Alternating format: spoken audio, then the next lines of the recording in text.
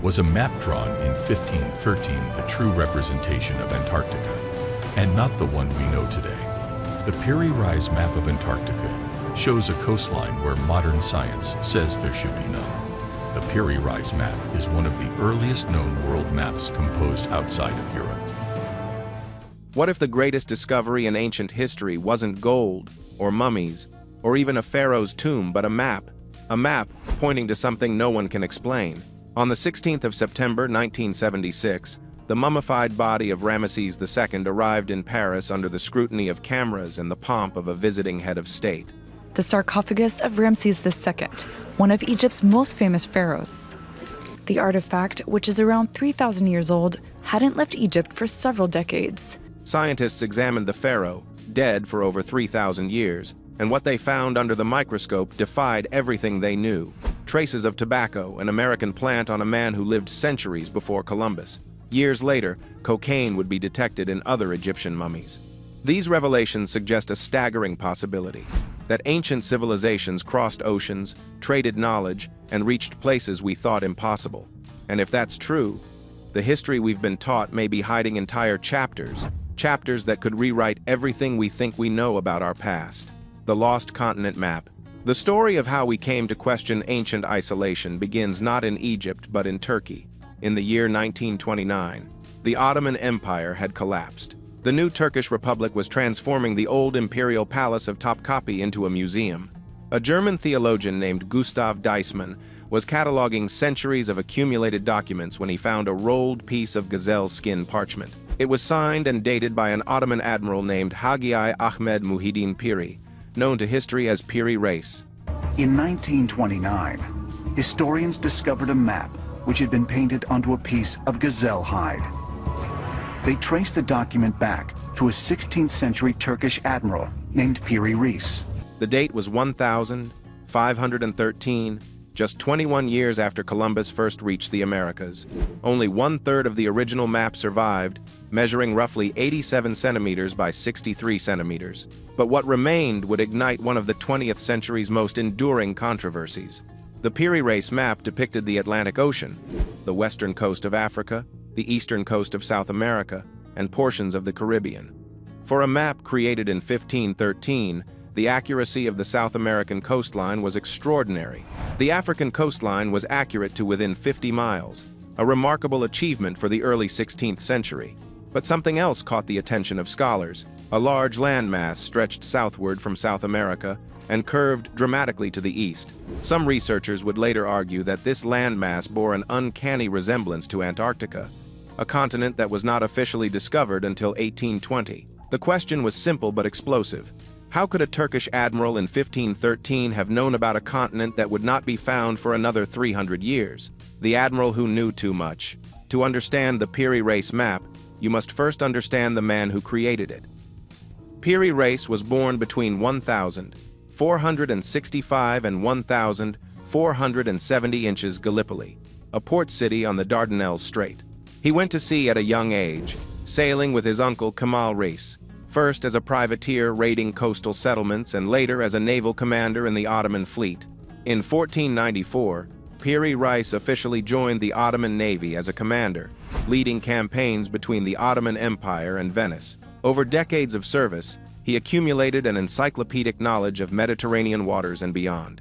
He fought against Venice, rose through the ranks to become an admiral, and eventually met his end by execution in 1553 after a failed military campaign. But Piri Reis was more than a warrior. He was a scholar, a cartographer, and a collector of maps from every culture he encountered. In 1521, Piri Reis completed his masterwork, the Kitab-i-Bahriyeh, or Book of Maritime Matters, a comprehensive navigational guide containing over 200 detailed charts of the Mediterranean.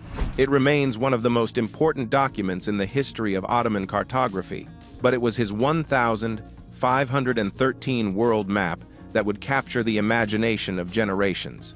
Piri Reis was remarkably transparent about his methodology. In more than 24 handwritten notes scattered across the surviving fragment, he explained that he compiled the map using approximately 20 source maps. These included 8 Ptolemaic maps dating back to the 2nd century, 4 Portuguese charts reflecting the latest discoveries of their maritime empire, one Arabic map, and crucially, one map drawn by Christopher Columbus himself.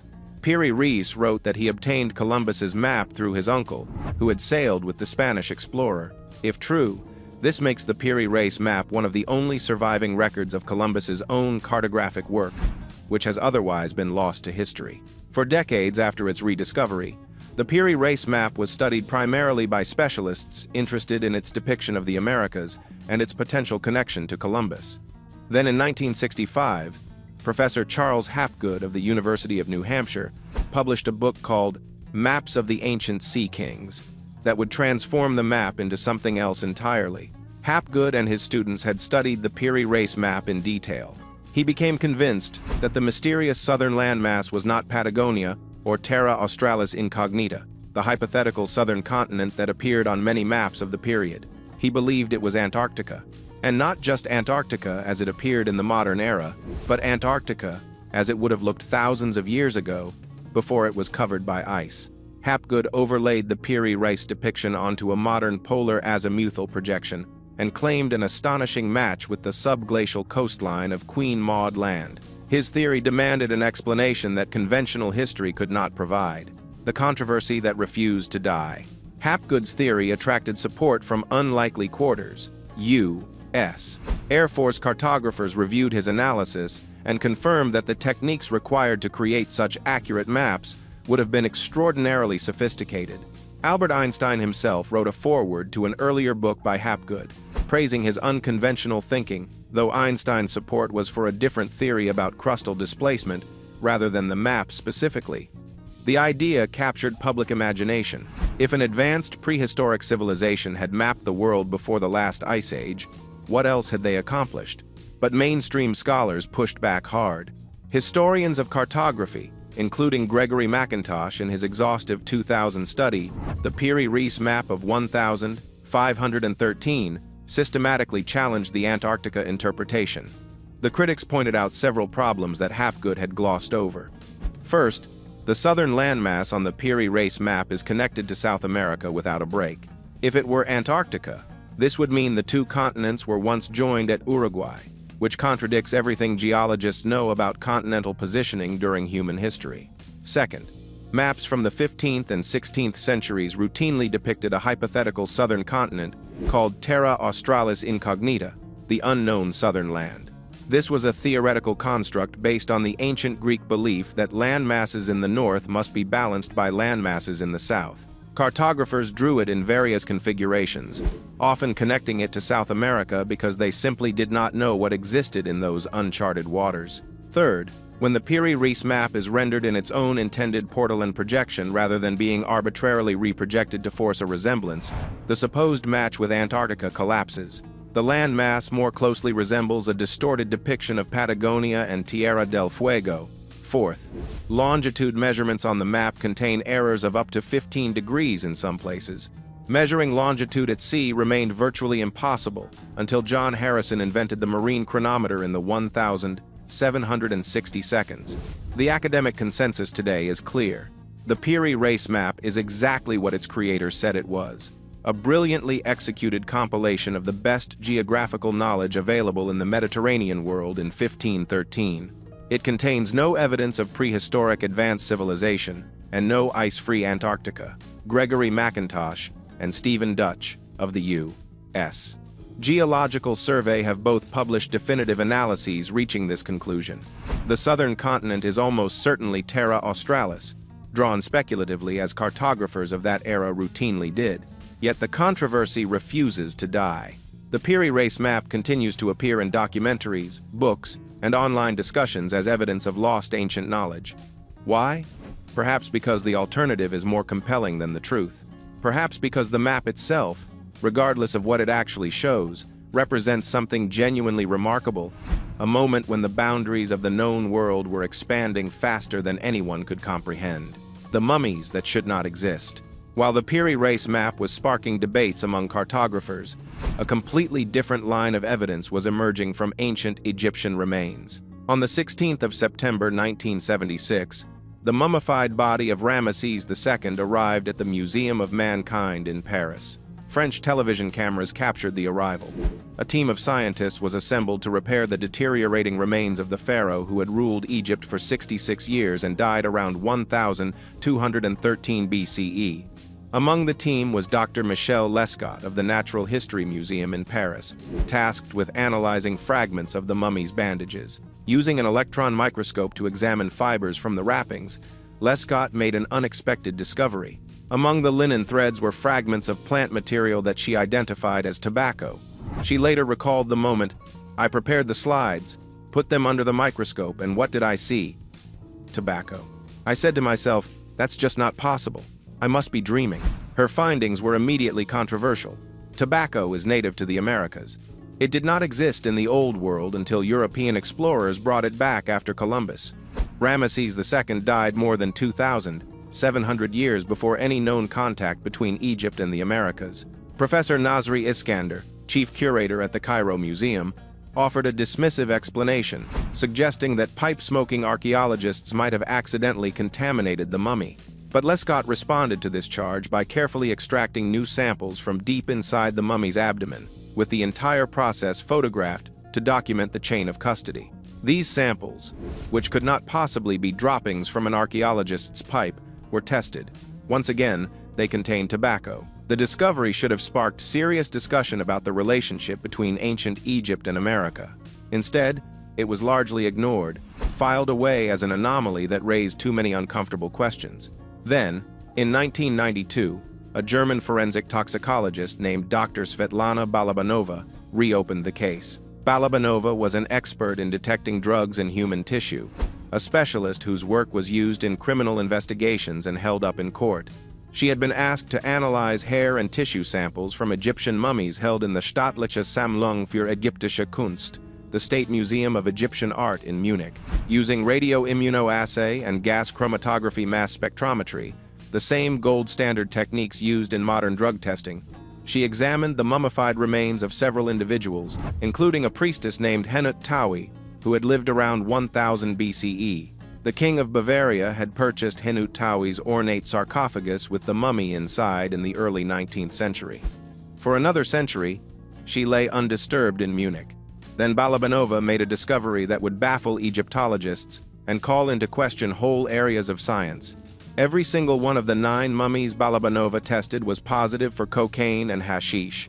8 of 9 were positive for nicotine.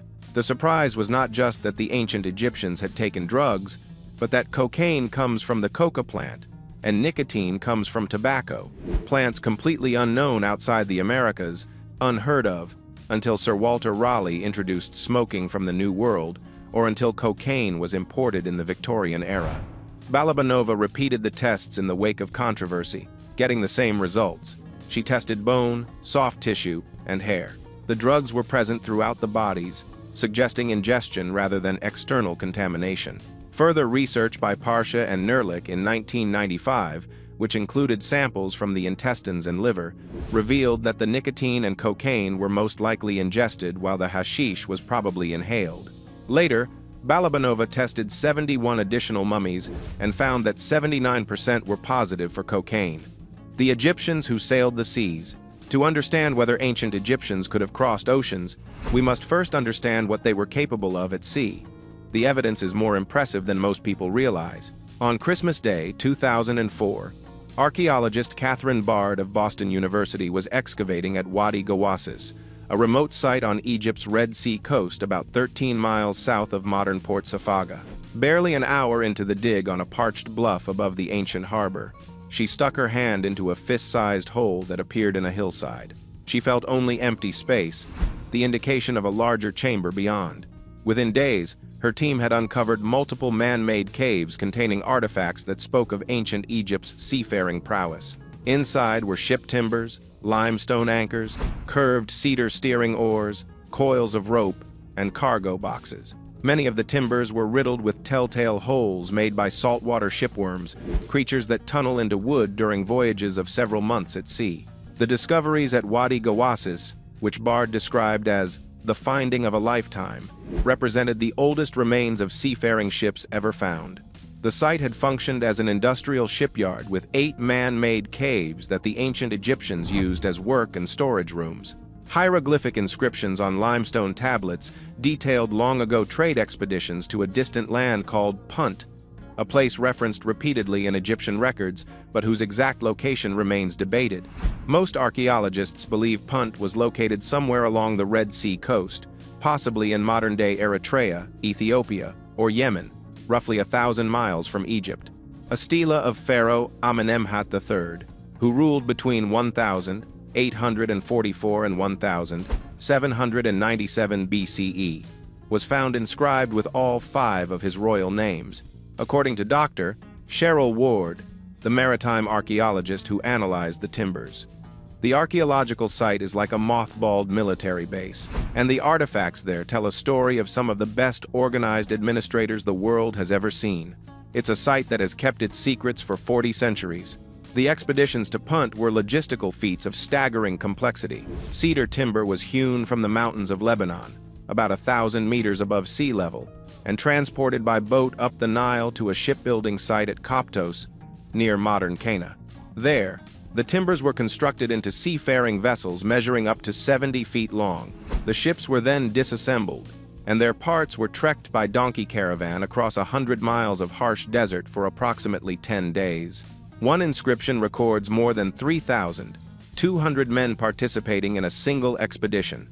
At Wadi Gawassis, the ships were reassembled on the shores of a lagoon and launched for the voyage south. The Egyptian ships were unique in that they were held together with mortise and tenon joints, tab and slot fittings that needed no metal fasteners and could be taken apart and reassembled. The individual timbers were carved with curves that nested into adjacent parts like puzzle pieces. From the very beginning, the Egyptians were building boats that could be disassembled, Ward explained, and that makes them different from anyone else. In 2008, Ward built a full-scale reconstruction of an ancient Egyptian ship using the evidence from Wadi Gawassis. The 66-foot-long by 16-foot-wide vessel, which she named the Min of the Desert after the Egyptian god in whose domain the ancient harbor was located, was completed using ancient techniques. No frames, no nails, planks designed to fit together like puzzle pieces. Ward and a crew of 24 sailed the reconstruction on the Red Sea for 2 weeks. The ship exceeded expectations, maneuvering easily at an average speed of approximately 6 knots in winds up to 25 knots. The ship's speed means that journeys would be made in much less time than Egyptologists had calculated, Ward reported. This project has demonstrated the extraordinary capability of the Egyptians at sea. Many people, including my fellow archaeologists, think of the Egyptians as tied to the Nile River and lacking in the ability to go to sea. For 25 years, my research has been dedicated to showing the scope of their ability. The Min of the Desert is now on display outside the Suez Museum of the Sea, a world more connected than we imagined. Long before the expeditions to Punt, ancient Egyptians were already participating in trade networks that stretched across vast distances. The Naqada culture, which flourished in Upper Egypt between approximately 4000 and 3000 BCE, provides striking evidence of just how connected the ancient world was. Named for the town of Naqada, which literally means golden town in ancient Egyptian, this pre-dynastic culture laid the groundwork for the civilization that would build the pyramids. Archaeological excavations have revealed that the Naqada people traded with Nubia to the south, the oases of the western desert to the west, and cultures of the eastern Mediterranean to the east. They imported obsidian from Ethiopia, a volcanic glass used to shape blades and other tools. They obtained gold from Nubia, and remarkably, they acquired lapis lazuli, a deep blue semi-precious stone whose only known ancient source was Badakhshan in northeastern Afghanistan, more than 2,500 miles away. The presence of Afghan lapis lazuli in Egyptian graves dating to the Naqada II period, around 3,500 BCE, represents one of the longest documented trade routes in the ancient world. The stone would have traveled through multiple intermediaries, perhaps by land through Persia and Mesopotamia, or by sea down the Arabian Gulf and across the Arabian Peninsula. Either way, it demonstrates that even before the first pharaoh unified Egypt, people were moving precious materials across continents through complex networks of exchange. Hierakonpolis, known as Nekhen in ancient Egyptian, served as the religious and political capital of Upper Egypt during this formative period. Excavations at the site have yielded lapis lazuli figurines, ivory statuettes, ceramic masks, and pottery with designs that show possible Mesopotamian influence. The painted tomb at Hierakonpolis, dating to approximately 3,500 to 3,200 BCE, contains the earliest known example of a decorated Egyptian tomb mural featuring images of boats that some researchers believe show stylistic elements from Mesopotamia. Several hypotheses have been proposed to explain the presence of cocaine and nicotine in Egyptian mummies. The first is contamination. Perhaps the mummies or testing equipment were exposed to these substances after excavation. This remains possible for some samples, but struggles to explain consistent results across multiple independent laboratories, across different types of tissue within the same bodies, and across remains from widely separated geographical locations and time periods. Balabanova tested 134 naturally preserved bodies from a cemetery in Sudan, once part of the Egyptian Empire. About a third tested positive for nicotine or cocaine. The second hypothesis suggests that the plants themselves may have once existed in the Old World. Nicotine is found in trace amounts in various plants besides tobacco. Two species known to ancient Egyptians, Withania somnifera and Apium graveolens, contain small quantities, but no known Old World plant contains enough nicotine to produce the concentrations found in some mummies.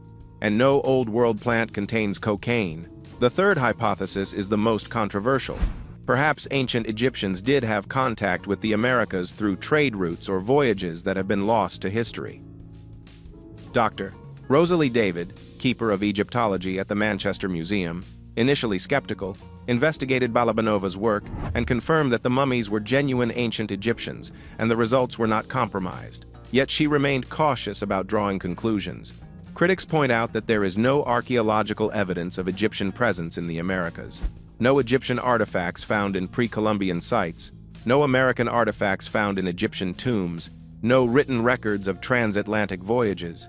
The cocaine mummies remain anomalous data points that fit no accepted narrative. Some researchers have proposed alternative explanations, including the possibility of extinct plant species or undiscovered trade networks operating through intermediate cultures. A 2001 study of 18 mummies from the Egyptian oasis of Dakhla found nicotine in 14 individuals but no cocaine. The presence of nicotine could potentially be explained by Old World plants, but the cocaine findings remain unexplained. What history may be hiding? The standard response from academic institutions to these anomalies has been silence or dismissal. No major museum displays the cocaine mummy findings prominently. No mainstream textbook devotes chapters to the mystery. The Piri race map is presented as an interesting historical curiosity rather than evidence of lost knowledge. This silence is understandable. Extraordinary claims require extraordinary evidence, and the evidence we have is ambiguous at best. Accepting these anomalies would require overturning foundational assumptions about human capability and migration. It would demand answers to questions we cannot yet answer. How did they cross the ocean? Where are the ships? Where are the settlements? Why did the knowledge disappear? But there is another way to view these mysteries. Perhaps they are not evidence of what ancient civilizations knew, but reminders of how much we still do not know. Human history spans hundreds of thousands of years. Written records cover only the last 5,000.